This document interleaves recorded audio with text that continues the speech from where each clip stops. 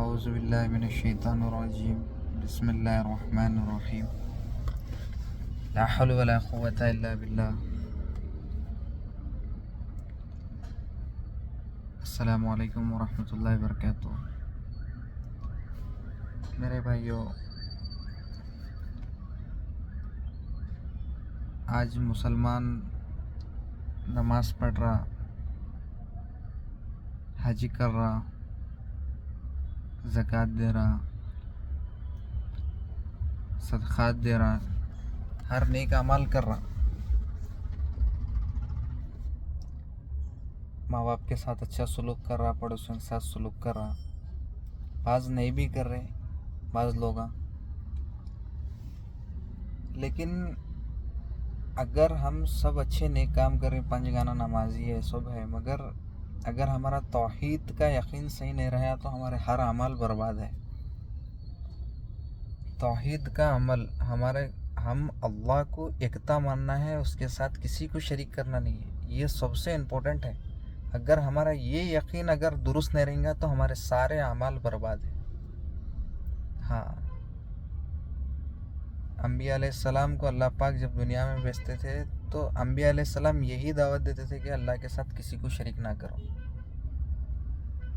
ہاں، یہ اصل مین مقصد ہے کہ اس چیز کا بہت زیادہ خیال رکھنا۔ اللہ پاک فرمائے قرآن میں، جو شخص اللہ کے ساتھ شریک کر کے اسی حال میں مر گیا تو اس کا ٹھکانہ ہمیشہ کے لیے جہنم ہے، نہ اس کا کوئی مددگار ہوں گا وہاں پہ۔ تو میرے بھائی، یہ بہت امپورٹنٹ ہے کہ ہم اللہ کو یکتا مانیں، اس کے ساتھ کسی کو شریک نہ کریں، اس کی عبادت کریں، اس کی بندگی کریں اور اس سے غیب میں مدد مانگیں۔ یہ بہت امپورٹنٹ ہے۔ یہی کیا ہے، میرے دماغ میں بات آ رہی تھی، انشاءاللہ بتائیں گے۔ جیسا اللہ کے نبی صلی اللہ علیہ وسلم، کیا ہے ہم بھی کیا ہے اچھے اعمال کرنا، لوگوں کو بھی نیک اعمال کی دعوت دینا، خود بھی برے اعمال سے بچنا، لوگوں کو بھی برے اعمال سے بچنے کی دعوت دینا، یہ کام کرتے رہنا۔ یہ کام، دعوت کا کام کیا ہے، بہت امپورٹنٹ ہے میرے بھائی۔ اگر ہم نہیں کریں گے تو کیا ہے معلوم ہے، ہم بھی دین پر، ہمارے کو بھی دین پر چلنا مشکل ہو جائے گا۔ تو یہی ذہن میں سوال آ رہا تھا کہ توحید کا یقین ہمارا درست رہنا سب سے پہلے۔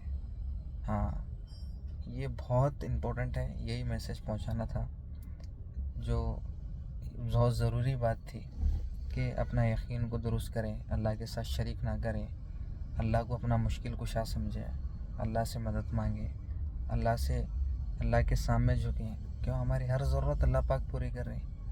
آسمان سے پانی اللہ برسا رہے ہیں، زمین سے ہمارا کھانے کا نظام سب اللہ نکال رہے ہیں، یہ سب اللہ پاک کر رہے ہیں میرے بھائی۔ کوئی پیر بابا فقیر، کوئی مرید، کوئی پیغمبر، کوئی فرشتہ نہیں کر رہا میرے بھائی، اللہ کر رہی ہے۔ ہم اس لیے اللہ کی عبادت کرنا، اللہ سے مدد مانگنا، اس کے سامنے جھکنا، جو بھی ہماری پریشانی ہے اللہ کو سنانا۔ کیوں؟ اللہ ہے، نفع اور نقصان کے مالک اللہ ہے، نفع بھی اللہ کی طرف سے ہوتا ہے اور نقصان بھی ہم اللہ کی طرف سے ہوتا ہے۔